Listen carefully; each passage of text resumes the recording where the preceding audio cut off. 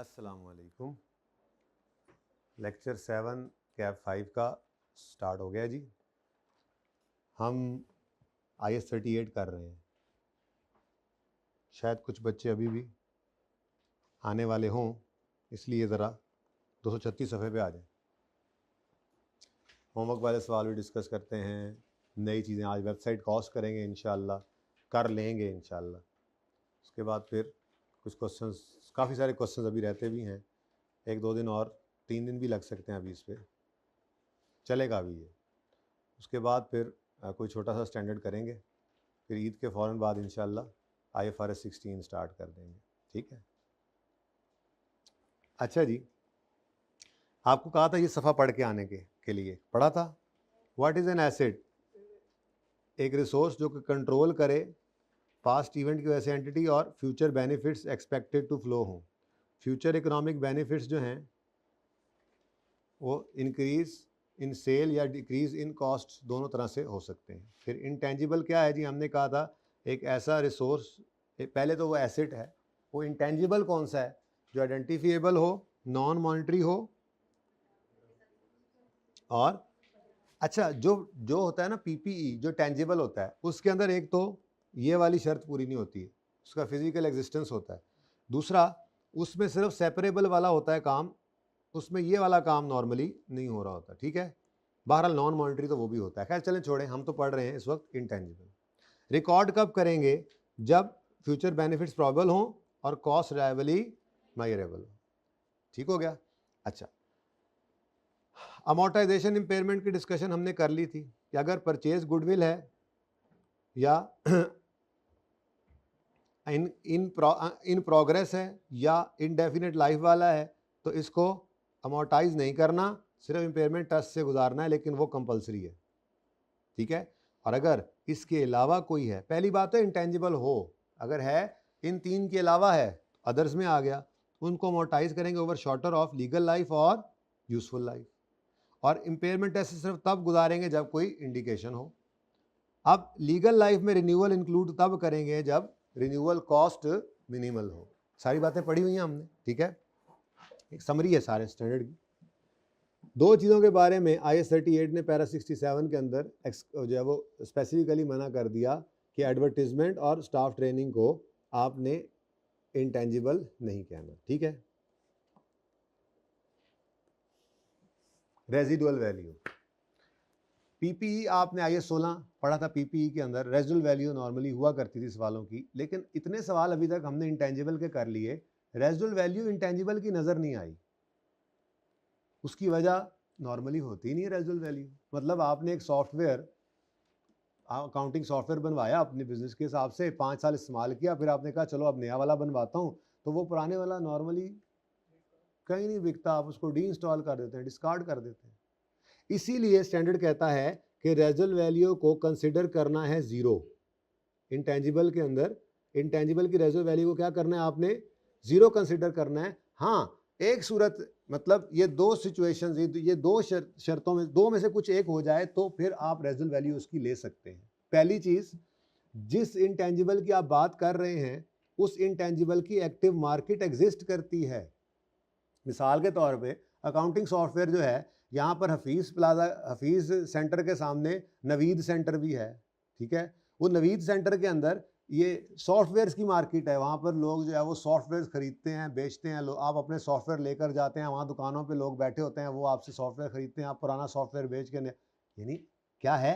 Active market इसकी exist करती हो तो रेजिडुअल वैल्यू हो सकती है, सवाल में गिवन हो तो आप ले सकते हैं। या एक्टिव मार्केट एग्जिस्ट नहीं करती, लेकिन मैंने कंप्यूटर सॉफ्टवेयर नया बनवा के इंस्टॉल करना था, तो इधर से ये अपना अहमद भाई ने कहा कि सर ऐसा है कि आपकी ज़रूरत बढ़ गई है, आपके बिजनेस की ज़रूरत बढ़ गई है, तो आप ERP में चले गए हैं, मुझे अभी सिंपल वाला सॉफ्टवेयर चाहिए, मेरा बिजनेस अभी स्टार्ट में है, तो आप ये अपना सॉफ्टवेयर ना मुझे बेच दीजिएगा। तो इसके साथ मैंने कमिट, मतलब इसके साथ कॉन्ट्रैक्ट हो गया, इसने कमिट कर लिया कि मैं आपसे ये आपका इंटेंजिबल बाय करूंगा। तो इस सूरत के अंदर भी आप इंटेंजिबल की रेजिडुअल वैल्यू ले सकते हैं। बस ये दो ही सूरतें हैं, या तो किसी थर्ड पार्टी ने आपसे कमिटमेंट कर ली है टू बाय, ठीक है, there is a commitment by third party, residual value देंगे वो पे करेंगे और ले लेंगे, या अगर ये नहीं है तो एक्टिव मार्केट हो। अगर ये दोनों में से कोई एक ना हो, आपको सवाल में नजर नहीं आ रहा, तो फिर रेजिडुअल वैल्यू क्या अज्यूम करेंगे आप? जीरो। तो इनटैंजिबल की, भाई लेट आने वाले, इनटैंजिबल की रेजिडुअल वैल्यू हमने जीरो लेनी है अनलेस किसी थर्ड पार्टी ने कमिट किया है कि वो हमसे खरीदेंगे। अगर ऐसा है तो रेजिडुअल वैल्यू गिवन हो वो ले लेना और अमोर्टाइजेशन करते हुए कॉस्ट माइनस रेजिडुअल वैल्यू कर देना, या ये नहीं है और एक्टिव मार्केट एग्जिस्ट करती है और वो रेजिडुअल वैल्यू दे दे तब भी। और अगर वो रेजिडुअल वैल्यू देकर कहे कोई एक्टिव मार्केट नहीं है, कोई कमिटमेंट नहीं है, तो फिर इग्नोर करना है उसको, फिर अब रेजिडुअल वैल्यू कोई नहीं होती है। वो हमने क्या, स्टैंडर्ड क्या कहता है, इसको आपने जीरो अज्यूम करना है। Got it? उसके बाद जनाब मेजरमेंट दो वक्त होती हैं, आपको पता है, आप IS 16 पढ़ के आए बचपन से, IS 40 आपने पढ़ा था बचपन से, अब IS 38 पढ़ रहे हैं आप 55 में। आप अभी कोई पता नहीं है, मैं IS 41 शुरू कर दूं, कोई पता नहीं, IS 41 शुरू किया तो वो गांव मज्जों का स्टैंडर्ड है, ठीक है। तो उसके अंदर भी चूंकि वो एसेट है, वो भी क्या है, बायोलॉजिकल एसेट है, लिविंग एसेट है, उसका भी यही है, initial measurement, subsequent measurement. Initial measurement जब पहली बार एसेट आपके बिजनेस में आया तो कब रिकॉर्ड करना है, इनिशियल रिकग्निशन। किस पर रिकॉर्ड करना है, इनिशियल मेजरमेंट।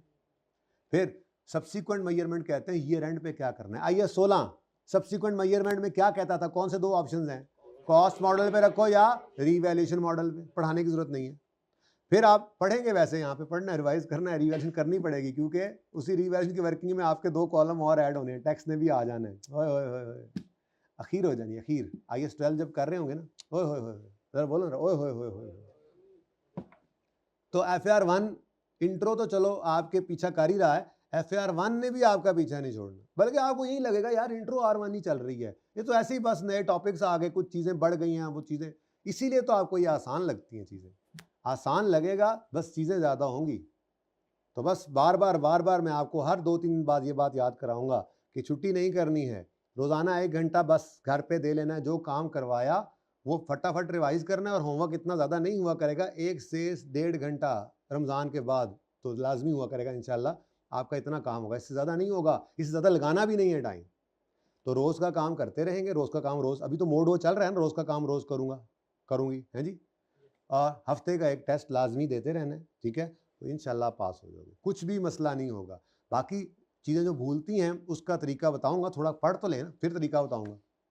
जैसे CMA में आप लोगों को मैं तरीका बताया करता था, अगर किसी बच्चे ने पढ़ा है तो, कि वीकेंड जब आए, 2-3 टॉपिक्स गुजर चुके हों, तो किसी वीकेंड पे जाकर किसी पुराने टॉपिक के सिलेक्टेड क्वेश्चंस बस कर लें, ताकि वो भूले ना। ऐसी तरतीब यहाँ भी रखेंगे इंशाल्लाह, तभी तो ये काबू में आएगा, जिन है वरना FAR 2, ठीक है। लेकिन आपको वो सारे दाव पेच आते हैं उस जिन को काबू करने के, फिलहाल तो काबू रखना है उसको, ठीक है। तो यहां पर भी इनिशियल मेजरमेंट किस पर होगी, एट कॉस्ट, और उसमें क्या शामिल होगा, क्या क्या शामिल होगा जी, परचेज प्राइस और डायरेक्टली एट्रीब्यूटेबल कॉस्ट वगैरह, जैसे हमने पढ़ा था, पढ़ के आए थ्योरी में, ठीक है। और सब्सीक्वेंट मेजरमेंट में आपने 2 मॉडल्स आपको अलाउड हैं, कॉस्ट मॉडल या इधर भी रीवैल्यूएशन मॉडल है, लेकिन ये रीवैल्यूएशन मॉडल भी बहुत मुश्किल से अप्लाई होता है, क्योंकि रीवैल्यूएशन मॉडल भी अप्लाई हो इसके लिए शर्त है एक्टिव मार्केट एग्जिस्ट करती है। देखो ना, रीवैल्यूएशन मॉडल में क्या करना होता है, आपने ये एंड पे फेयर वैल्यू पे लेके जा। ये बड़ी इंपॉर्टेंट डिस्कशन है, इसलिए कि अब किसी सवाल के अंदर जो सवाल अभी तक छुपाए हुए थे उनमें ये पॉइंट आएंगे। अगर डिस्कस वाला है तो ये बातें लिखनी पड़ती हैं, नंबर तभी मिलते हैं। और अगर डिस्कस वाला नहीं है, प्रैक्टिक सवाल न्यूमेरिकली कर रहे हैं, तब भी रेजल्ट वैल्यू दे देगा, इग्नोर क्यों कर रहे हैं पता हो, ठीक है। आपको फेयर एक्टिव मार्केट एग्जिस्ट नहीं करती और फेयर वैल्यू दे दो तो क्या करना है, ये सारी बातें जरूरी है, ठीक है। तो रीवैल्यूएशन मॉडल इनटैंजिबल में कब लगा सकते हैं, only be revalued if active market is available, क्योंकि आपको रीवैल्यूएशन मॉडल में चाहिए क्या होती है, फेयर वैल्यू, और फेयर वैल्यू कब एग्जिस्ट करती है, जब एक्टिव मार्केट हो, ठीक है। अगली बात वो करता है, एक्टिव मार्केट तो एग्जिस्ट नहीं करती, लेकिन हमारा एक रिवैल्यूअर था, उसने कहा भाईजान छोड़े मार्केट, आपको आपके इंटेंजिबल का अंदाजा ही नहीं है, ठीक है, इसकी मार्केट वैल्यू क्या है, मैं आपको वैल्यू असाइन करके देता हूँ, क्या करें, रीवैल्यू कर लें। स्टैंडर्ड कहता है भाई नहीं, चक्कर ही कोई नहीं, चाहे रीवैल्यूअर ने वैल्यू का, अब सवाल में यही तो धोखा देगा आपको कि रीवैल्यूअर फलां रीवैल्यूअर उसने ये फेयर वैल्यू बताई है, लेकिन एक्टिव मार्केट एग्जिस्ट नहीं करती, तो स्टैंडर्ड कहता है मैं नहीं मानता इसको। इंटेंजिबल रीवैल्यूएशन मॉडल पे सिर्फ तब जा सकते हैं अगर एक्टिव मार्केट एग्जिस्ट करे। अगर एक्टिव मार्केट एग्जिस्ट नहीं करती, रीवैल्यूअर ने वैल्यू लगा दिए, तब भी नहीं लेना। अच्छा, if no active market and valuer assigns we will not revalue, क्योंकि ओनली कब रीवैल्यू करना है, जब एक्टिव मार्केट अवेलेबल हो। ठीक है। अच्छा, इंटेंजिबल आपको मिला है, आपने खरीदा है, लाइसेंस है जैसे, और उसके ऊपर रिस्ट्रिक्शन है कि आप इसको ट्रांसफर नहीं कर सकते, सेल नहीं कर सकते। तो जब ट्रांसफर या सेल ही नहीं कर सकते तो रीवैल्यू कैसे कर सकते हैं? फेयर वैल्यू तो फिर ना होगी। ये भी एक बात लिखी स्टैंडर्ड ने कि if there is restriction on transfer और sale we will not revalue. हर जगह नॉट ही चल रहा है। अच्छा, ये तो होगी बात रीवैल्यूएशन की। कब रीवैल्यू करेंगे? जब एक्टिव मार्केट एग्जिस्ट करती हो। एक्टिव मार्केट नहीं है और वैल्यूअर ने वैल्यू साइन कर दिया है, फिर भी नहीं करेंगे। अगर रिस्ट्रिक्शन है सेल पर या ट्रांसफर पर, तब भी रीवैल्यू नहीं करेंगे। ठीक है। और एक सिचुएशन ये भी आ सकती है जो नॉर्मली इंटेंजिबल्स में होता है, हो सकता है टेंजिबल्स में नॉर्मली ऐसा नहीं होता, लेकिन इंटेंजिबल्स में मुश्किल से तो एक्टिव मार्केट मिल रही है। तो कभी ऐसा भी हो सकता है कि आपके इंटेंजिबल्स की एक्टिव मार्केट एग्जिस्ट करती थी और आप रीवैल्यूएशन मॉडल पर चल रहे थे कि एक्टिव मार्केट ना रही अब। तो अगर एक्टिव मार्केट अब नहीं रही तो क्या करें? आपके ज़हन में क्या आता है? इसको छोड़ें, आपके ज़हन में क्या आता है? कॉस्ट मॉडल में वापस चले जाएं? नहीं, स्टैंडर्ड कहता है जो आखिरी रीवैल्यूड अमाउंट थी ना, बस वही फिर आपकी अब समझे कॉस्ट बन गई, यानी कि आपने उसी पर ही रहना है, अब उससे वापस नहीं जाना, लेकिन उससे आगे भी नहीं जा सकते। समझो वही कॉस्ट बन जाएगी आपकी, मॉडल कॉस्ट जैसे ही बन जाएगा, दोबारा रीवैल्यू। तो if there was active market but now there is no active market, we will keep asset at. बात समझ आ गई? चल, फॉर एंट्रीज चैप्टर 1, इस किताब का चैप्टर 1 IAS 16 वाला PPE है जो सिलेबस में आपके नहीं है। ठीक है। एंट्रीज करेंगे हम वहाँ पे जाके, जो टेंजिबल के लिए एंट्रीज करेंगे, ज़ाहिर रिवाइज करेंगे, वही इंटेंजिबल के लिए भी अगर रीवैल्यू हो जाए तो कोई फ़र्क नहीं। ठीक है। एसिड रिकॉर्ड करने की एंट्री भी वही है, acid debit cash credit. Depreciation की बजाय अमोर्टाइजेशन नाम हो गया, वरना एंट्री तो वही है, amortisation debit accumulate amortisation credit. उसी तरह से इंपेयरमेंट का भी रूल लग रहा है, उसी तरह से रीवैल्यूएशन का रूल भी लगेगा, वर्किंग भी वैसे ही होगी, सब कुछ वैसे ही है, इसलिए यहाँ एंट्रीज अलग से नहीं की गई। ठीक है। बहुत होगी थ्योरी, ये ना हो आप लोग गश खा खा के गिरने लग जाएं, तो थोड़ी सी अब एंड पे करते हैं अगर टाइम बचा तो। आए ज़रा, पास पेपर 4 था गालिबन, मैच लेस और वो वाला है ना, किया ट्राई?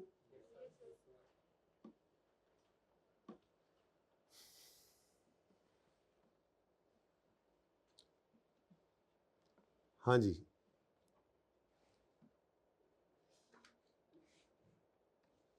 डिस्कस कर लेते हैं। वैसे उसने क्या कहा है? एक्सप्लेन, बहुत इंपॉर्टेंट है, with reason how TFL should have. Important इसलिए है कि इसने डेट वाइज कह दिया, 1 जनवरी 12 को शायद इनिशियल मेजरमेंट के वक्त, रिकग्निशन और मेजरमेंट के वक्त। ठीक है। और 31 दिसंबर 12 सब्सिक्वेंट मेजरमेंट पे भी बात करनी है। ठीक है। और दूसरी बात, नंबर भी इसके 8 हैं, तो अच्छा खासा गुड़ डालना पड़ेगा इसमें। ठीक है। चलो पहले सवाल तो पढ़ें, फिर मैं आपको बताता हूँ कि 1 जनवरी 12 पे कौन कौन सी बातें आप कर सकते हैं और 31 दिसंबर 12 पे कौन कौन सी। उनके अंदर रहते हुए, उन पैरामीटर्स में रहते हुए 2-2 3-3 लाइनें हर चीज़ के बारे में लिख लेंगे। 8 नंबर में से आपके आराम से 5, 6, 7 नंबर आ जाएंगे, 5, 6 तो आ ही जाएंगे। ठीक है। On 1 January 2012 TFL acquired manufacturing rights for an assorted range of juices and ice creams from a well-known multinational company for, भाई ये तो एक्वायर्ड इंटेंजिबल, मैन्युफैक्चरिंग राइट किसी कंपनी से इन्होंने मिसाल के तौर पे जो है ये नेस्ले वालों से इन्होंने कहा कि जी ये जूस और आइसक्रीम आप बना रहे हैं, ठीक है, वो अब आप ना बनाएं कुछ अरसा, वो आप हमें बनाने दें अपने वाली आइसक्रीम और हमें बेचने दें। तो उन्होंने कहा ठीक है, ये राइट टू मैन्युफैक्चर आपको हम देते हैं, अगले, नहीं लिखा हुआ कहीं पे, चलो कहीं पे आ जाएगा, ये ले लें और आप हमें दे दें 50 मिलियन रुपीस। तो 50 मिलियन रुपीस देकर इन्होंने मैन्युफैक्चरिंग राइट एक्वायर कर लिए। ठीक है। अब ये इंटेंजिबल है, अब बोलो। अच्छा, और है भी कौन सा? एक्वायर्ड वाला। ठीक है। अब बातें ज़्यादा साथ जेन में दोहराते जाएं। एक तो चूंकि 8 नंबर का सवाल है तो सिर्फ इतनी बात नहीं कर देनी कि इंटेंजिबल को रिकॉर्ड करें, बल्कि थोड़ी सी बात ना आपने वो इनिशियल रिकग्निशन वाली भी करनी है।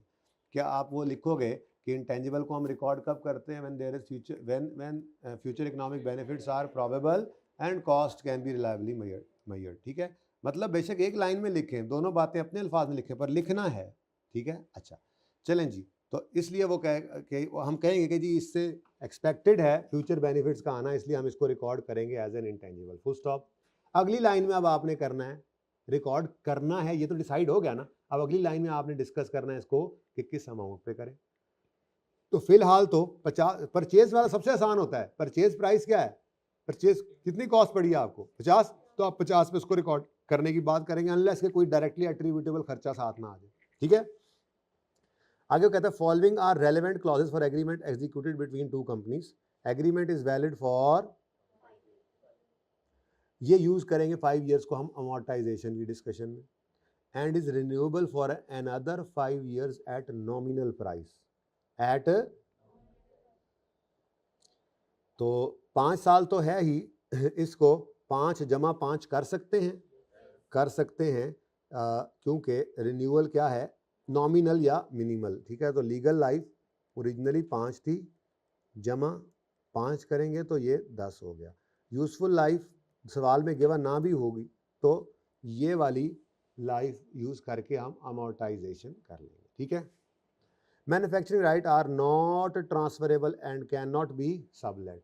अब ये लाइन पढ़ के आ रहे हैं, अब हमें पता है कि अगर ये नॉन ट्रांसफरेबल हैं तो इसका मतलब ये रीवैल्यू, तो जब हम कर रहे होंगे ये तो अभी इनिशियल मेजरमेंट की बात होगी ना, तो सब्सिक्वेंट मेजरमेंट में ये बातें चलती हैं, अमोर्टाइजेशन की बात चलेगी या इम्पेयरमेंट की, और फिर ये दोनों मॉडल्स की बात चलेगी, कॉस्ट या रीवैल्यूएशन, क्योंकि नंबर ज़्यादा हैं, ना होते तो कोई बात ज़रूरत नहीं थी। ठीक है, चल जाता है काम। अब after erection of its plant, ये क्या मतलब, उधर तो मैन्युफैक्चरिंग राइट था, ये कहाँ से आ गया प्लांट, ये क्या है जी, जाहिर सी बात है, जो आइसक्रीम और जूस बनाने हैं उनकी फैक्ट्री उन्होंने थोड़ी उठा के आपको दे दी, उन्होंने कहा बना लो तुम, अब बनाने के लिए फैक्ट्री तो आपको खुद लगानी पड़ेगी। तो जब प्लांट इंस्टॉल हो गया, टीएफएल ने स्टार्ट कर दिया मैन्युफैक्चरिंग प्रोडक्ट्स को 1 जुलाई 12 से। बड़ा इंपॉर्टेंट, किस दिन से मैन्युफैक्चरिंग स्टार्ट किया इन्होंने, तो 1 जुलाई से ही इस इंटेंजिबल को मोटाइज करेंगे ना। नहीं, आज इंटेंजिबल को देखो, उन्होंने राइट आपको अवेलेबल कर दिया था 1 जनवरी से। उन्होंने 31 दिसंबर 12, 13, 14, 15, 16, 31 दिसंबर 16 की शाम को आपको फोन करके पूछना है, हाँ भाई रिन्यू करना है या नहीं करना, क्योंकि आपके उनके हिसाब से आपके 5 साल पूरे हो गए। आपको वो जी मैंने तो 1 जुलाई को प्लांट इंस्टॉल करके, तो हम क्या करें, पहले इंस्टॉल कर लेना था भाई। बात समझ आ रही है। तो इसलिए अमोर्टाइजेशन के लिए आपकी डेट ये कि आपको इंटेंजिबल एसेट इस दिन अवेलेबल हो गया था फॉर यूज, तो इस दिन से आप क्या करोगे, स्टार्ट करोगे अमोर्टाइजेशन। ओके, 1 जुलाई रेलेवेंट नहीं है। आगे कहता है due to intense competition new product were not able to achieve desired sales in, हालात खराब नजर आए तो एक लाइन ही लिखनी है ना कि जी ये मामला हो गया है, तो हम चलो इसको इम्पेयरमेंट के लिए भी गुजार लेते हैं। अब इतना सा सवाल है और 8 नंबर है, तो इसीलिए तो मैं बार बार बात कर रहा हूँ आपके साथ कि ये भी करना है वो भी करना है। अब देखो 1 जुलाई 12 पर आपने 2 बातें करनी है। पहली बात, आपने 1-2 लाइनों के अंदर लिखना है इनिशियल रिकग्निशन, वो ये आपकी मशहूर ज़माना, लिखवाऊँ या चलेगा काम ज़बानी भी, आपने लिख कर देखा भी था घर पे, नहीं, नई वाली आवाज़ भी आई है। चलो मैं ज़बानी बोलता हूँ, लेकिन अब ये आप पर मस्ट है बेटा, इसको लिख लेना अगर पास करना है। ठीक है, देखो मैं आपको हर सवाल भी लिखवा सकता हूँ, पर पर्चे में फिर मुझे ढूंढते फिरोगे। मैं बोल देता हूँ कि ये लिखना है, लेकिन हाथ से लिखना आपको पड़ेगा। ठीक है, अपना पहले लिखा करें, फिर सोल्यूशन को देखा करें। सोल्यूशन मैच करना मकसद ही नहीं है, सोल्यूशन में लिखी हुई बातें मोर और लेस आपने लिख ली अपने अल्फाज में, ज़बरदस्त। वो तो हर दफ़ा आई कैप का अपना सोल्यूशन डिफरेंट होगा, लिखने वाला अगर डिफरेंट होगा तो बात ही बतानी है ना। ठीक है, तो एक आपने इनिशियल रिकग्निशन की बात करनी है इस दिन, और वो बात क्या करेंगे, आप कहेंगे कि एज यूं भी लिख सकते हैं कि as it is probable that this manufacturing right will give future economic benefits therefore and cost, बल्कि यूं ही लिख लो, अब वैसे ये भी सही है, ये ज़्यादा अच्छा है, ऐसे ही लिखना, ठीक है, कि आप यूँ लिखोगे एज द मैन्युफैक्चरिंग राइट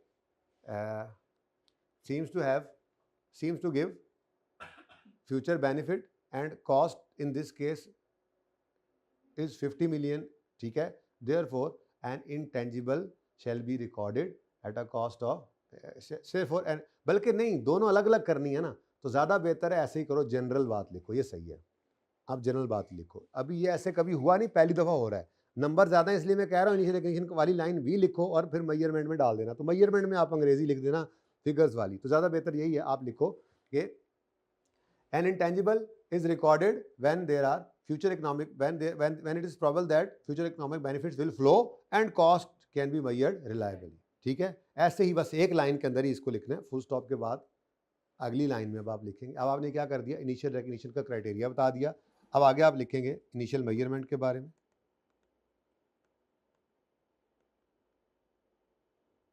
और आप लिखेंगे कि द एक्वायर्ड इंटेंजिबल seems अब यहाँ से वो लिखेंगे acquired intangible seems to give future economic benefit. नज़र आ रहा है ना भाई, राइट लेंगे प्रोडक्शन करेंगे तो नज़र तो आ रहा है ना, उम्मीद की बुनियाद पर ही आपने ये राइट भी लिया था और प्लांट भी लिया था ना, इंस्टॉल किया था, ठीक है, to give future economic benefits, ठीक है, and therefore it shall be recorded as an intangible, initially it shall be measured at cost which is ₹50 million, full stop.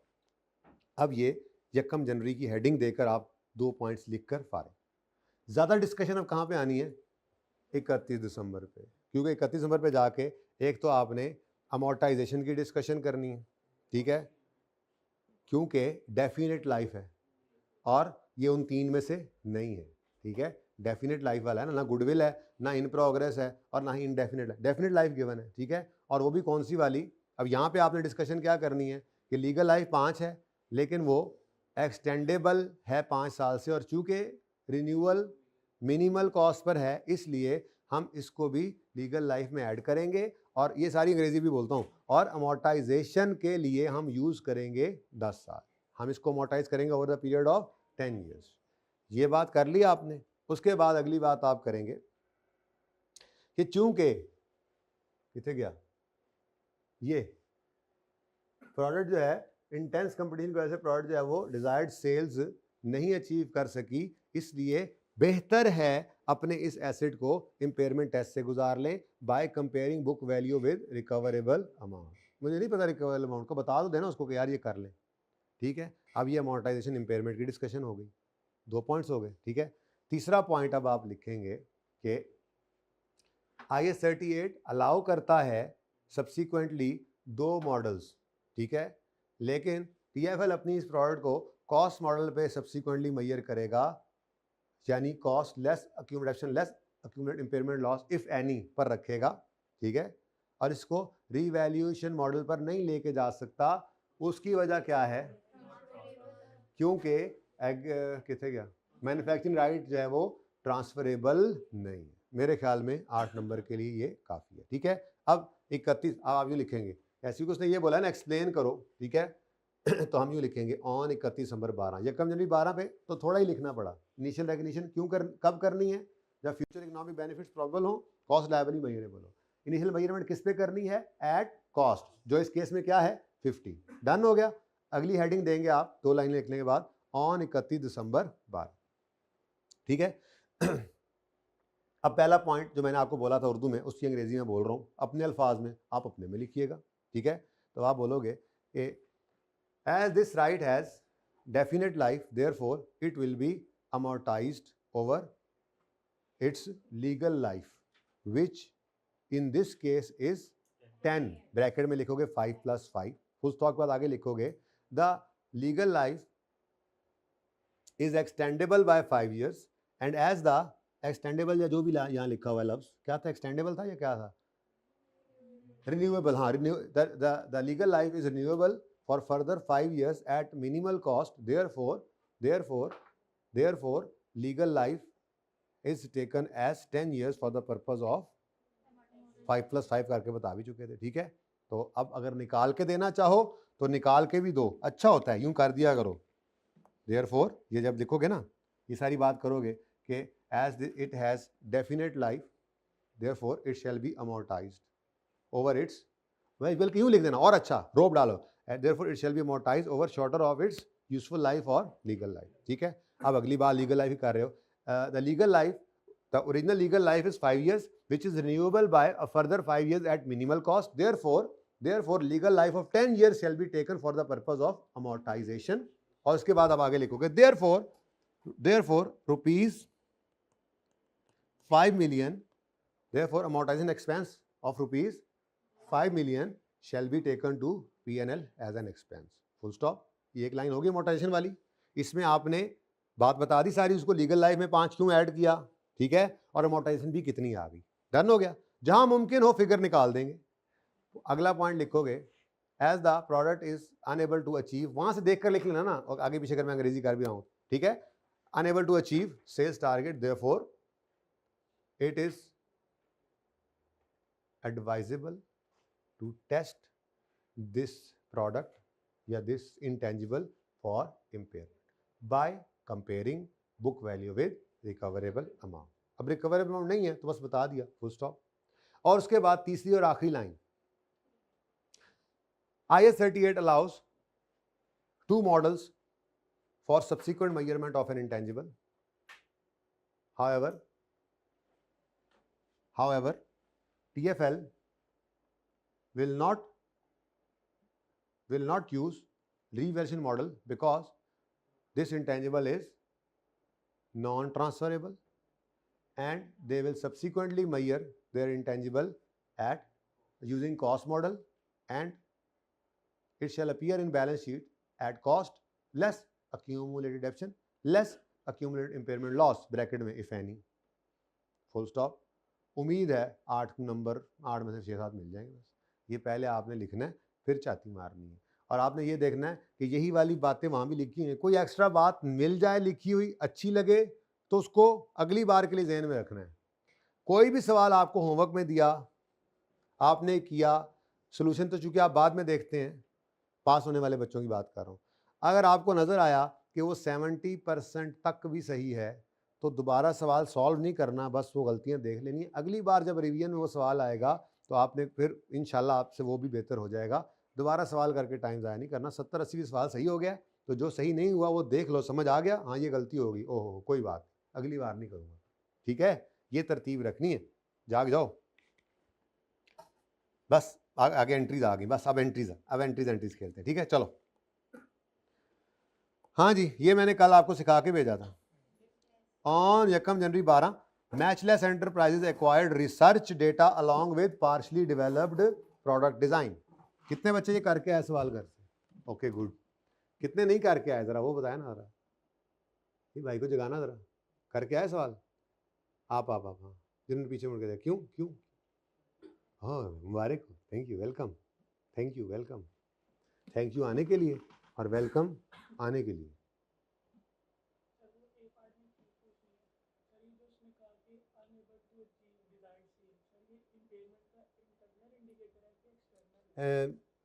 क्या होना चाहिए वैसे बाय द वे इसकी ज़रूरत है, वैसे इसकी ज़रूरत है। अब इसको किसी भी तरह ले सकते हो, आप कह सकते हो अपनी सुस्ती की वजह से डिज़ायर्ड सेल नहीं मिली, वैसे वो तो कह रहा है इंटेंस कंपटीशन है, तो कंपेटिटर की वजह से जो भी मसला है उसको हम एक्सटर्नल इंडिकेटर ही कहते हैं। लेकिन अगर ये ना लिखा हो तो आपकी अपनी सुस्ती भी डिज़ायर्ड सेल पर पड़ सकती है, लेकिन ये बिल्कुल इररेलेवेंट बात थी, इसकी कोई ज़रूरत नहीं यहाँ पे। ठीक है जी, ना उसने पूछना ना आपको बताने की जरूरत है। FR 1 पास है ना, बस फिर मजे मारो, बाकी तो इंतज़ार में। ठीक नहीं पड़ता ना, इसलिए तो मैंने कहा irrelevant question. Indicator of impairment है, चाहे इंटरनल हो चाहे एक्सटर्नल हो, बस ठीक है, वो डिसाइड हो गया, इम्पेयरमेंट टेस्ट से गुजारे। ठीक है, अच्छा जी, अब ये कह रहे हैं कि MEL ने एक्वायर किया research data along with partially developed product design from a company for 2 million, जिसमें रिसर्च 0.5 और डेवलपमेंट क्या करें इसको गायब कर दें अपने पर्चे से, ये धोखा है।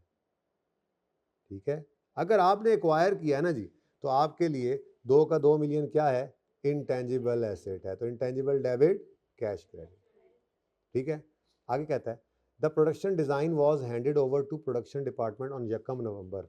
1 जनवरी को खरीद कर लाए, अद पुजदा प्रोडक्ट, और यकम नवंबर को कह रहा है कि हमने प्रोडक्ट का डिज़ाइन जो है वो फैक्ट्री वालों को, प्रोडक्शन डिपार्टमेंट वालों को के हवाले कर दिया। मतलब इस दिन इंटेंजिबल क्या हो गया जी, कंप्लीट। इस दिन क्या हो गया जी, डेवलपमेंट कंप्लीट हो गई। अब बीच में यकम जनवरी से 31 अक्टूबर तक के जो 10 महीने हैं, इनमें डेवलपमेंट चली, रिसर्च चली, डेवलपमेंट चली, तो कौन सी वाली चली ऐसी कोई बात अभी तक पता नहीं चल रही, यहाँ तक पढ़ने से पता नहीं चल रहा। क्या कहता है, सब्सीक्वेंट टू एक्विजिशन, ये सब्सीक्वेंट टू यकम जनवरी 12, ऐसे ही है ना। MEL ने इनकर किए 0.7 मिलियन ऑन रिसर्च, चलो ये तो हो जाएगा expense, and 2.5 million on development और फाइनलाइजेशन। अब ये क्योंकि नहीं बता रहा कि कौन सी वाली डेवलपमेंट है, तो इसको कैपिटलाइज कर देंगे। लग भी यही रहा है कि कुछ रिसर्च अलग कर दी और डेवलपमेंट पहले भी पार्शली प्रोडक्ट बनी हुई थी, तो वो यही कह रहे हैं फाइनलाइजेशन के लिए, डेवलपमेंट के लिए हमने प्रोडक्ट डिज़ाइन के ये खर्चा किया। बहरहाल चुप है, तो हमने क्या अज्यूम करना होता है, डेवलपमेंट अच्छी वाली।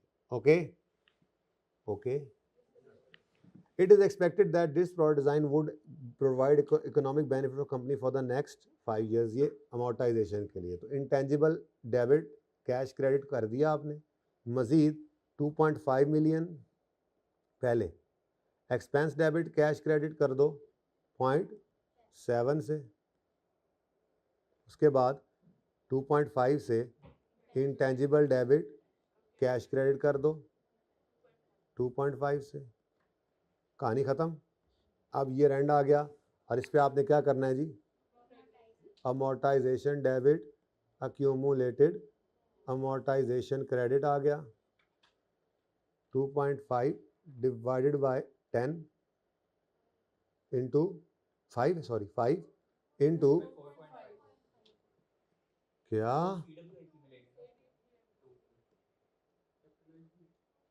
ओहो सॉरी 2 और 2.5 जी, 4.5 इधर ही लिख लो यार, 2 प्लस 2.5 इज इक्वल टू ये 4.5, कितना अरसा कह रहे जी फ़ायदा देगा, 5 ईयर्स, तो 4.5 डिवाइडेड बाय 5 किया आपने। और यकम नवंबर को ये काम इसके ऊपर शुरू हुआ है, जो प्रोडक्शन शुरू हुई है, तो नवंबर और दिसंबर। आंसर उसने मांगी भी जर्नल एंट्रीज थी, इसकी डिस्कशन की तो ज़रूरत, आसान पार्ट था ये, ठीक है। तो 4 नंबर बहुत आसान थे, 8 नंबर भी इतने मुश्किल नहीं थे, 4 के पूरे नंबर आ गए, 8 में से भी आपने 5-6 ले लिए, ठीक है। तो फिर 12 नंबर के सवाल में से 9-10 नंबर मोर देन एनफ। मैं इसलिए कह रहा हूँ 8 में से 5-6 ले लिए कि आप बराबर लिख के भी इतने नंबर ले सकते हैं। बस ये जहन में रखिए, जो पॉइंट्स होते हैं, जो मतलब की चीज़ें हैं, जो चीज़ें हैं, मैक्सिमम पॉसिबल चीज़ें यही थी, लिखना अपने अपने अल्फाज में, बस उन एरियाज़ को टच कर दोगे, इंशाल्लाह आपको नंबर मिलेंगे। ओके,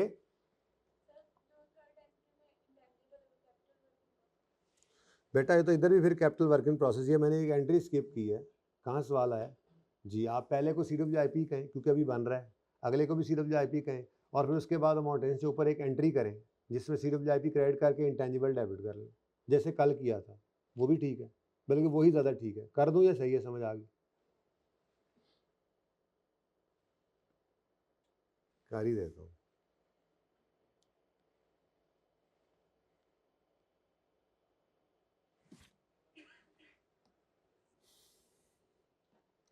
अच्छा जी, अब ये असल में जब हमने लिया था तो ये पार्टली डेवलप्ड था, उसने बोला था, ठीक है। तो ये पार्टली डेवलप्ड है तो CWIP, फिर मज़ीद खर्चा हुआ तो CWIP, अब कंप्लीट हो गया तो इंटेंजिबल डेबिट करो 2 + 2.5 से, तो ये 4.5 इंटेंजिबल में डेबिट और CWIP में क्रेडिट, ये कल किया था, ठीक है।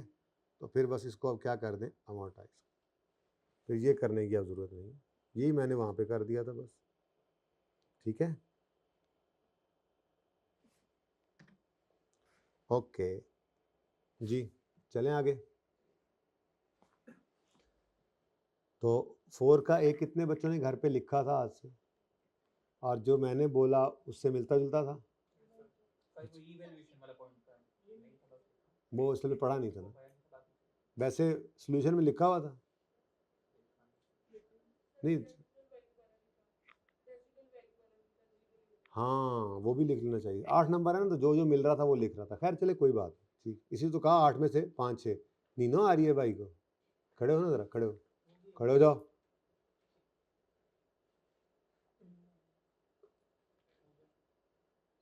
बैठो, फिर खड़े हो जाओ, फिर बैठो, फिर बैठे रहो, जाग गए आप। अच्छा चले जी, आए आज कुछ नया करते हैं, कुछ मीठा हो जाए। देखो मीठा सिर्फ खाने में तो नहीं होता, बोलने में भी होता है, सुनने में भी होता है, हाँ जी, पढ़ने में भी होता है। तो कुछ मीठा पढ़ लें। ये जो कल दुख में गोलदारे लगाए थे, आज सुख में इनको हटा दिया मैंने।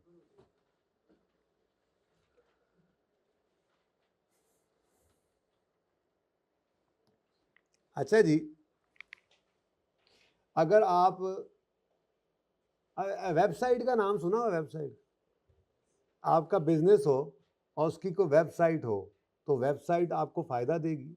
एक एसेट है आपका, इसको इंटेंजिबल ही कहते हैं, इंटेंजिबल एसेट है वेबसाइट। क्या है? हाँ, इंस्टॉल वो आपके टेंजिबल पे होगी, कोई सर्वर होगा उस पर रखी हुई होगी जहाँ से एक्सेस करेंगे लोग, लेकिन है तो वो इंटेंजिबल वेबसाइट, ठीक है। अच्छा अभी मैंने नहीं कहा सफ़ा कौन सा खोलना, मैं बता दूंगा, अभी छोड़े मेरी बात सुने सारे। अभी तो मैं गेम डाल रहा हूँ, कहानी पा रहे हो। इंटेंजिबल है, और भाई छोड़ देना यार, इंटेंजिबल है वेबसाइट, इंटेंजिबल है या नहीं है? है। अब अगली बात, अगर आपने वो वेबसाइट किसी वेबसाइट हाउस से जो है वो बनवा ली, सॉफ्टवेयर हाउस से बनवा ली, तो आपके पैसे लगते हैं। नॉर्मली ये रेडीमेड वेबसाइट्स होती हैं अक्सर, ठीक है, तो वो आपको प्रोवाइड कर देते हैं। तो अगर तो आप उसको परचेज़ करें तो फिर तो कोई ऐसा मसला नहीं है, वो तो आपका नॉर्मल जैसे सॉफ्टवेयर होता है, आप इंटेंजिबल ही कह के उसको रिकॉर्ड करें, ठीक है, सही है ना। मसला पैदा हुआ तब जब लोगों ने अपनी वेबसाइट्स इंटरनली जनरेट करना शुरू कर दी, खुद बनाना शुरू कर दी वेबसाइट। और इसके बारे में देखो ना, परचेज वेबसाइट है तो वो तो इतना मसला नहीं था, वो तो परचेज इंटेंजिबल वाली कैटेगरी में लगकर चल रही थी। लेकिन जब जब लोगों ने अपनी इंटरनली जनरेट करनी शुरू कर दी वेबसाइट्स, तो इंटरनली जनरेटेड इंटेंजिबल के लिए तो दो फेजेस थे, रिसर्च और डेवलपमेंट, जिसकी एग्जांपल्स हम पढ़ के आ गए, स्टैंडर्ड ने लिखी हुई थी। उनमें तो कहीं पे कोई चीज़ फिट नहीं होती थी वेबसाइट वाली। तो वेबसाइट अगर खुद इंटरनली जनरेट करें तो उसका अकाउंटिंग ट्रीटमेंट क्या हो, IS 38 में इस चीज़ की थोड़ी सी कमी थी, जिसके ऊपर फिर स्टैंडर्ड इंटरप्रिटेशन कमेटी, एक कमेटी हुआ करती थी जिसका नाम अब बदल के international financial reporting interpretation committee बन गया है। पहले SIC इशू करती थी, अब इफ्रिक इशू करती है। SIC ये पढ़ रहे हैं, इफ्रिक 1 पढ़ेंगे डीकमीशनिंग के लिए IS 37 के साथ। तो SIC 32 इशू किया गया, जिसने फिर डील किया आकर इंटरनली जनरेटेड वेबसाइट्स के साथ। इंटरनली जनरेटेड वेबसाइट्स जो हैं वो डिस्कस की SIC 32 में आकर। इन्होंने क्या डिस्कशन की जी इन्होंने? ये बस इतनी सी डिस्कशन ही की इन्होंने कि दो तरह की इंटरनली जनरेटेड वेबसाइट्स हैं, यानी कि ऑर्गेनाइजेशंस दो मकासद के लिए वेबसाइट जनरेट कर सकती हैं। कभी कभार इंटरनल यूज़ के लिए करती हैं। क्या ये मुमकिन है जी? बिल्कुल है। ये जो आपकी मिसाल के तौर पे कॉलेज वाले जो हैं वो एक वेबसाइट बना दें जिसका मकसद सिर्फ ये हो कि सारे इस्तिज़ा कराम वहीं पर जो है वो अपने नोट्स, अपने टेस्ट वगैरह वो रखेंगे। वहीं पर अगर कोई नए इस्तिज़ा आएंगे तो उनकी ट्रेनिंग के लिए भी वहीं पर जो है वो गाइडेंस प्रोवाइड करेंगे। वहीं पर कंपनी की जो ये कॉलेज की जो पॉलिसीज़ हैं, इस दिन छुट्टी होगी, इस दिन नहीं होगी, मैसेज आ गया छुट्टी का, आ जाएगा, ठीक है। तो हफ्ते वाले दिन से लेकर जुमेरात के दिन तक 6 छुट्टियां ईद की होंगी। ऐसी चीज़ें वहाँ पे फलां बंदे ने छुट्टी की, फलां ने नहीं की। हाँ बस तो 600 भी दे दो तो थानू थोड़ी लगनियां ने बस।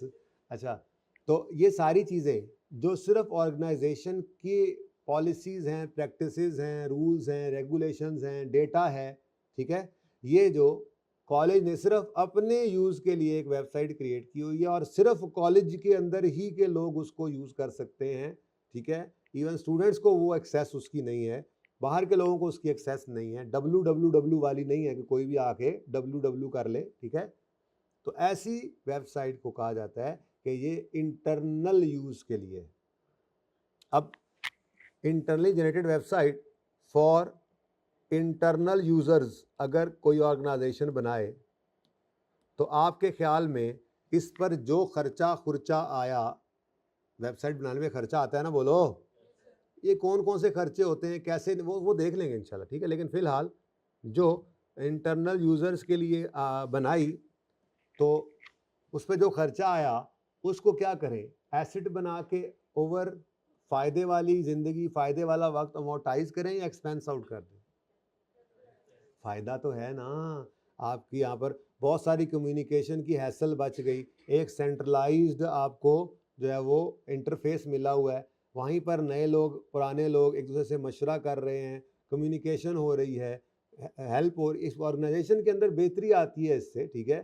तो फ़ायदा तो मिल रहा है इससे। तो अगर फ़ायदा मिल रहा है, एक ऐसा रिसोर्स जो आपके कंट्रोल में है, आपने खुद बनाया है और आपको उससे फ़ायदा होता नज़र आ रहा है, तो आप इसको क्या करोगे, कैपिटलाइज करोगे।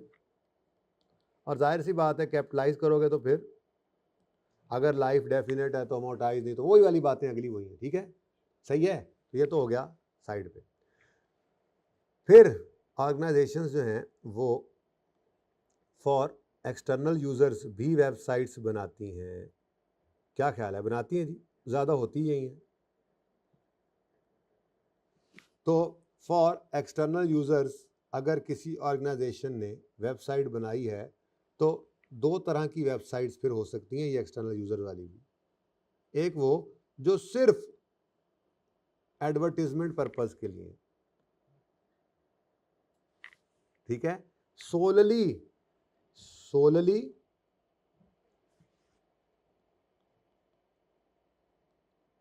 For advertisement purposes.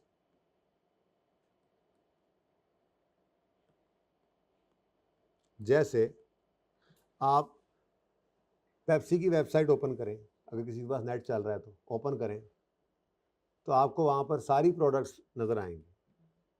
ज़रा पॉज करें, मैं भी ओपन करूं, बल्कि रहने दें, पॉज ना करें, मैं इसको हटा लेता हूँ, नेट ना की कह सकते हैं, मैं भी ओपन करता हूँ, आप भी ओपन करें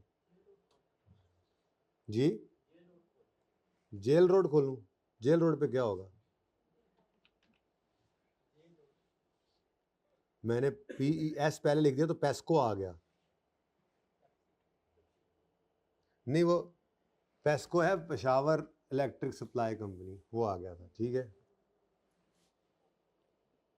दो तीन खोल लेता हूँ ना जी, देखा ना,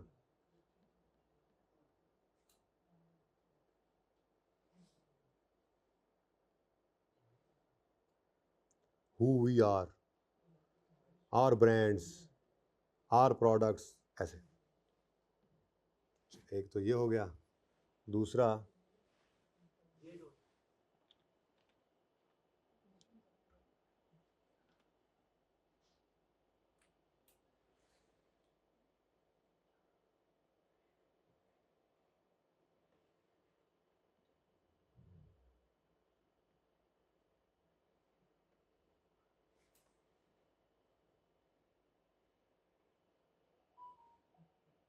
चलें अब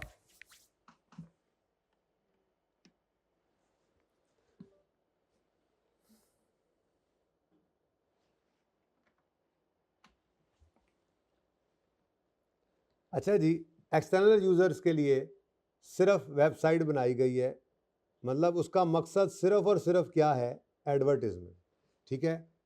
तो ऐसी वेबसाइट जो बनाई तो एक्सटर्नल यूज़र्स के लिए गई है, लेकिन उसका मकसद सिर्फ और सिर्फ एडवर्टीजमेंट पर्पज़ है, उसका सिर्फ पर्पज़ क्या है, एडवर्टीजमेंट करना, जगाना ज़रा इसको, तो इसको क्या कर देंगे हम, एक्सपेंस आउट। जैसे मिसाल के तौर पे पेप्सी को की जो मैंने वेबसाइट ओपन की तो इसके ऊपर इनकी डिफरेंट प्रोडक्ट्स आ रही हैं। अब आप रात को 12-1 बजे बैठ के जो है वो लेज़ यहाँ से क्लिक करके ऑर्डर करने की कोशिश करें, या ये जो बबली स्पार्कलिंग वाटर है, ब्लैकबेरी बबली जो है, ये आपका दिल करे कि मैंने पीना है, रात को आपको रोज़ा लगा हो, अच्छा रात को दिन लगा होता है, तो यहाँ से आप ऑर्डर नहीं कर सकते, ठीक है। ये क्लिक करें, आपको यहाँ से वो आपको पेप्सी या लेज़ देने नहीं आएंगे। ये वेबसाइट सिर्फ और सिर्फ किस मकसद के लिए है जी? एडवर्टीजमेंट पर्पज़ के लिए। तो पेप्सी वालों ने ये जो वेबसाइट बनाई है, जाहिर है इसको बनाने पे भी खर्चा आया होगा, ठीक है। तो इस सारे खर्चे को क्या करना है इन्होंने? अच्छा, इसके साथ ही एक और वेबसाइट मैंने ओपन की, पाक व्हील्स, ऐसे ही OLX, ऐसे ही दराज, ये डिफरेंट 3 मैंने बोले, सामने यही आ गया, ठीक है। अब यहाँ पर गाड़ी की तस्वीरें लगी हुई हैं। अब इस गाड़ी को अगर आप क्लिक करेंगे तो यहाँ पर आप इस गाड़ी को खरीदने की तरफ जा सकते हैं, खरीद सकते हैं। अच्छा, यहीं से आप दराज ओपन करें, OLX ओपन करें, तो जो गुड्स होंगी, ठीक है, दराज के ऊपर चीज़ें वहीं से ऑर्डर हो रही होती हैं, आप क्लिक करते हैं, वहीं से आप ऑर्डर कर रहे हैं। तो वेबसाइट तो ये भी हैं, ठीक है। तो ये वेबसाइट जो हैं, ये सिर्फ एडवर्टीजमेंट के लिए तो नहीं है, ये तो दुकान है इनकी, दुकानदारी है इनकी, यहाँ पर तो सेल परचेज की ट्रांजैक्शंस हो रही हैं, ठीक है। तो वो वेबसाइट जो फॉर ऑनलाइन सेल्स हो, फॉर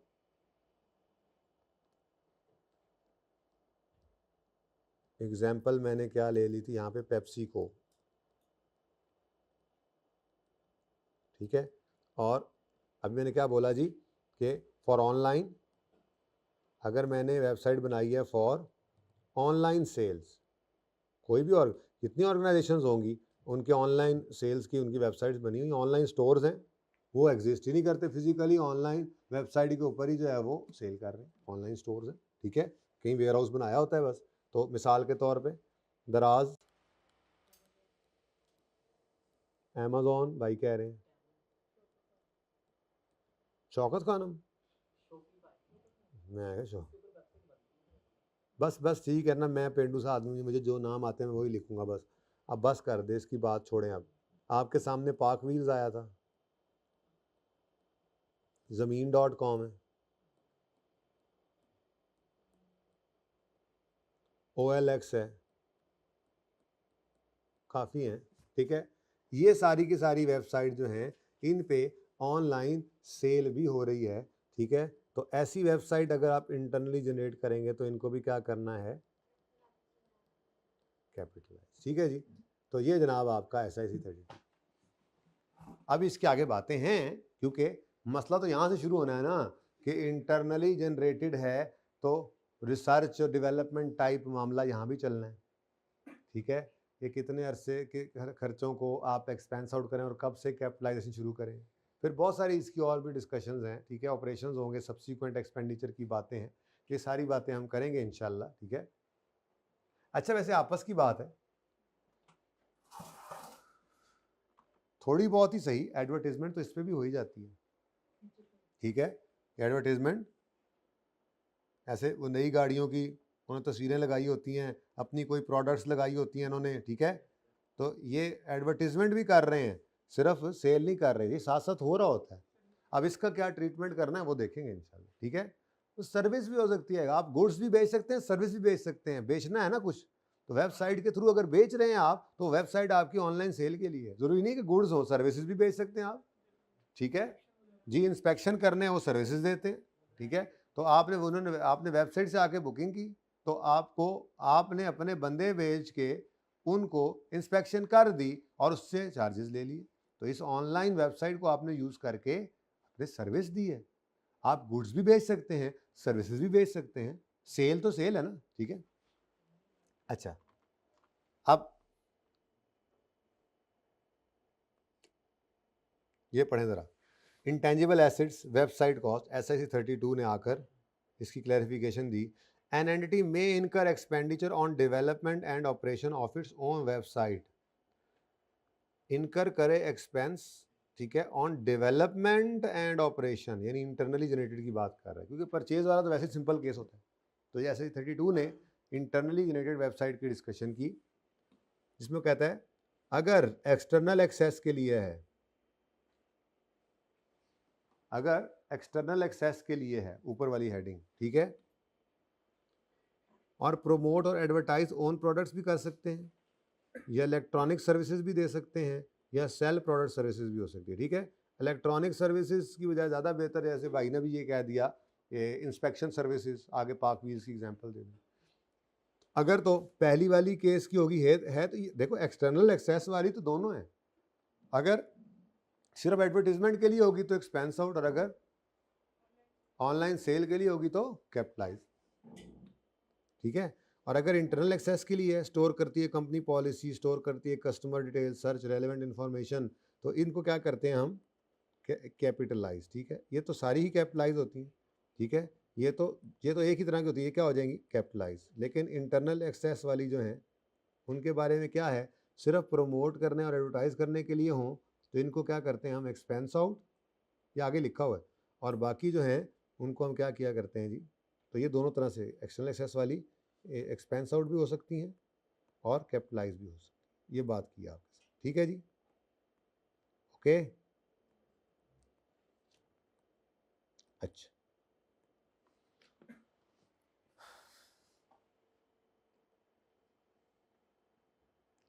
यार ये जो अगली डिस्कशन है ना बड़ी सादी सी है, लेकिन बाद में पढ़ेंगे, ज़रा तशरीफ़ ले आइए अगले सफ़े के ऊपर। आपका SIC 32 बस इतना सा ही एक सफ़ा है, और यकीन माने जैसे आपको वो एक्टिविटीज़ देखकर पता लगने नहीं लग गया था, बिल्कुल इसी तरह नामों के साथ इसमें भी आती हैं एक्टिविटीज़ एंड डिफरेंट, ठीक है। बेसिकली इसके अंदर प्लानिंग फेज़ है, ये SIC 32 ने ये फेजेस स्टेजेस बताई थी। प्लानिंग, इसमें कुछ एक्टिविटीज़ हैं, फिर एप्लीकेशन एंड इंफ्रास्ट्रक्चर डेवलपमेंट, फिर इसकी कुछ एक्टिविटीज़ हैं, फिर ग्राफिक डिज़ाइन एंड डेवलपमेंट, कुछ इसकी एक्टिविटीज़ हैं, फिर कंटेंट जो ऊपर चढ़ा होता है, जो पढ़ रहे होते हैं, ठीक, कंटेंट डेवलपमेंट, ये भी एक एक्टिविटी है, इसके अंदर कुछ एक्टिविटीज़ हैं, ठीक है जी। और बस ये जनाब आपका वेबसाइट के बनने का टाइम है। अब प्लानिंग, एप्लीकेशन और इंफ्रास्ट्रक्चर जो है वो बना रहे हैं, डेवलप कर रहे हैं, ग्राफिक डिज़ाइन और कंटेंट क्रिएशन, ये 4 स्टेजेस हैं। अगर लिंक करना चाहते हो ना पिछली डिस्कशन के साथ, इंटरनली जनरेटेड इंटेंजिबल वाला, रिसर्च एंड डेवलपमेंट, ये स्टैंडर्ड में नहीं लिखा हुआ, ये इस इंटरप्रिटेशन में SIC 32 में नहीं लिखा हुआ, ये आपकी किताब में आपके आसानी के लिए लिखा हुआ है, ये कि जो प्लानिंग फेज है दरअसल ये वो जिसको हम रिसर्च कहते थे, यानी इसके अंदर होने वाले सारे खर्चों को एक्सपेंस आउट करेंगे, ठीक है। और जिसको आप डेवलपमेंट कहते थे वो ये तीनों हैं, यानी इन तीनों में जो एक्टिविटीज आएंगी वो डेवलपमेंट फेज की एक्टिविटीज हैं, और उनका रूल वही है कैपिटलाइजेशन क्राइटेरिया। लेकिन यहाँ 6 क्राइटेरिया नहीं कहीं लिखा हुआ, यहाँ बस उन्होंने ये कहा है क्राइटेरिया फॉर कैपिटलाइजिंग इंटेंजिबल, तो वो भी वही होता है ना, ठीक है। तो वो कैपिटलाइजेशन क्राइटेरिया, जब क्राइटेरिया मीट कर जाए उससे ऑनवर्ड्स वाले खर्चे क्या होंगे, उससे पहले वाले डेवलपमेंट खर्चे भी क्या हो सकते हैं, एक्सपेंस आउट। तो यानी रूल जब मैंने ये आपके सामने कर दिया तो वापस पुरानी जगह पे चले गए।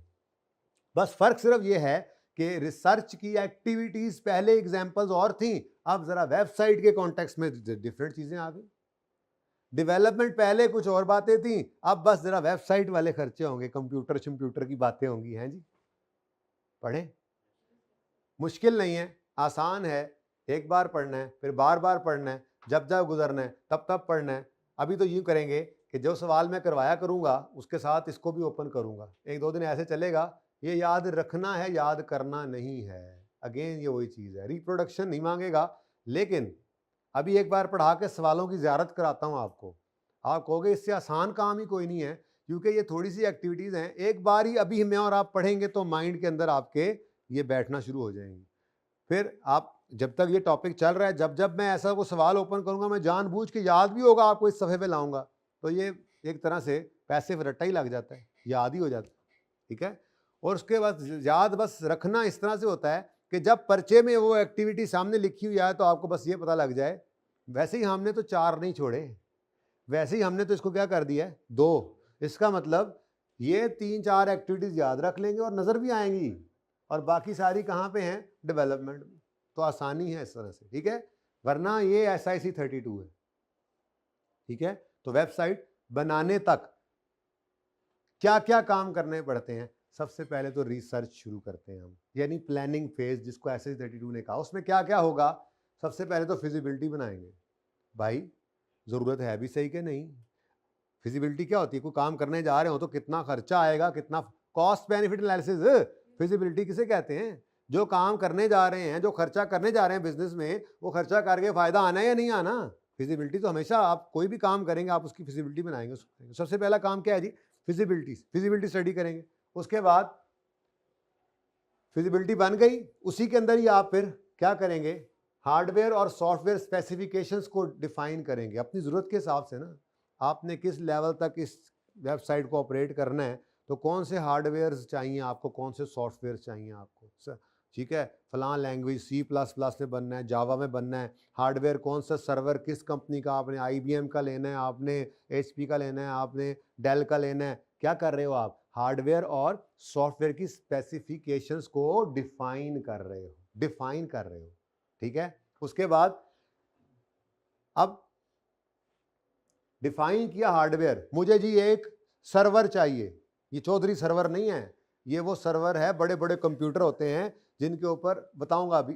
बेसिकली ना, आपका बिजनेस है 5 बजे यहाँ पाकिस्तान में आपने दफ्तर बंद कर दिया, लेकिन UK के अंदर भी कोई बंदा जो है वो अपने दिन के हिसाब से जब आपकी वेबसाइट पे हिट करता है तो आपका दफ्तर तो बंद होता है, लेकिन आपकी वेबसाइट उसके सामने खुलती है, क्योंकि वो वेबसाइट आपने एक सर्वर के ऊपर अपलोड की होती है, जो सर्वर 24 घंटे ऑन रहता है, ठीक है ना। उसके ऊपर वो अवेलेबल हो, यानी कि वो बेसिकली एक जो है वो क्लाउड होता है, फिर उसके ऊपर जो है वो एक्सेस करते हैं लोग, तो आपके सर्वर से वो क्लाउड उठाकर उनको चीज़ें प्रोवाइड करता रहता है। आईटी की बातें मुझे थोड़ी बहुत जो, मुझे मैं को आईटी वाला बंदा हूँ, थोड़ी बहुत जो ऐसे ही सुनी सुनाई बता रहा हूँ आपको, है जी। तो वो सर्वर हर वक्त जो है वो उसको होस्ट कर रहे होते हैं बेसिकली वेबसाइट को। कोई बंदा दुनिया में किसी भी वक्त में आपकी वेबसाइट पे हिट करेगा, आपका दफ्तर, आपका कंप्यूटर बंद भी है तो वेबसाइट आपकी एक्सेसिबल होगी। अब ये सर्वर आप खुद भी खरीद सकते हैं, ये सर्वर बड़े बड़े मुल्कों के अंदर, कईयों के अंदर लगे हुए हैं, वहाँ पे आप किराया दे के भी अपनी वेबसाइट होस्ट करवा सकते हैं, ये आपकी मर्जी होती है, ठीक है, सही है। तो अब आपने कहा जी मुझे मिसाल के तौर पे हार्डवेयर में एक बड़ा सर्वर चाहिए और उसके बाद 2 छोटे कंप्यूटर चाहिए, ठीक है, और सॉफ्टवेयर में मुझे फलां सॉफ्टवेयर चाहिए, ठीक है। अब ये जब आपने ज़रूरत अपनी देख ली तो उसके बाद फिर आप अल्टरनेटिव्स पे जाते हो। अच्छा जी सर्वर और कंप्यूटर चाहिए तो कौन सी कंपनी का बेहतर है, डेल का, HP का, लिनोवो का, IBM का, एप्पल का, मैंगो का, किसका, ठीक है जी। तो वो आप अल्टरनेटिव्स को सामने रखते हो, अपनी स्पेसिफिकेशंस को जहन में रखकर, और फिर जाहिर सी बात है आप देखोगे स्पेसिफिकेशंस भी पूरी हों और कॉस्ट भी ज़रा बेहतर हो, तो आप क्या कर रहे हो, इवेल्युएट कर रहे हो अल्टरनेटिव प्रोडक्ट्स एंड सप्लायर्स, ठीक है। किससे खरीदें और क्या चीज़ खरीदें, एवेल्युएट कर रहे हो आप, अल्टरनेटिव्स को एवेल्युएट कर रहे हो उस्मान भाई, अल्टरनेटिव्स को एवेल्युएट कर मोबाइल पे, ठीक है। तो अल्टरनेटिव्स को एवेल्युएट कर रहे हैं, और उसके बाद फिर आप कहते हैं ठीक है जी IBM टिक, ठीक है जी जावा लैंग्वेज में प्रोग्रामरों का जी आपने ये हमें बना के देना मिसाल के तौर पे ये टिक, तो आपने क्या किया, अपनी प्रेफरेंसेस को सेलेक्ट कर लिया। अब 4 एक्टिविटीज़ हैं, इधर ना देखो, मेरी तरफ देखो, 4 एक्टिविटीज कौन सी आई, सबसे पहले, फिर उधर देख लो तुम, फिर उधर नहीं देखना, मेरी तरफ देखना है जी। सबसे पहले फिजिबिलिटी आपने बनाई, फिर डिफाइन किया हार्डवेयर और सॉफ्टवेयर को, फिर इवेल्युएट किया आपने अल्टरनेटिव्स को, ठीक है, और उसके बाद फिर सेलेक्ट कर लिया प्रेफरेंस को। 2 बार हो गया, एक बार और कर ले, आमिर भाई ने पार्ट 2 का भी कह दिया, इसलिए एक बार पार्ट 1 में पहले और बता दें।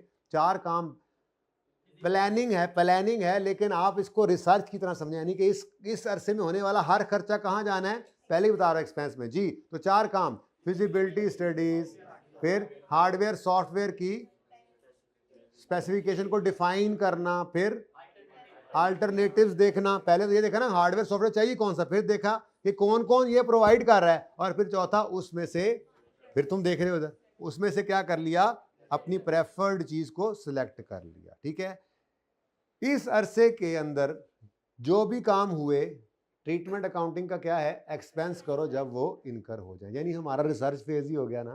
ठीक है, यहाँ पे लेते हैं एक छोटी सी ब्रेक, और ब्रेक के बाद जब हम आएंगे तो हम बात कर रहे होंगे, कमर्शियल ब्रेक लेते हैं, बात कर रहे होंगे डेवलपमेंट।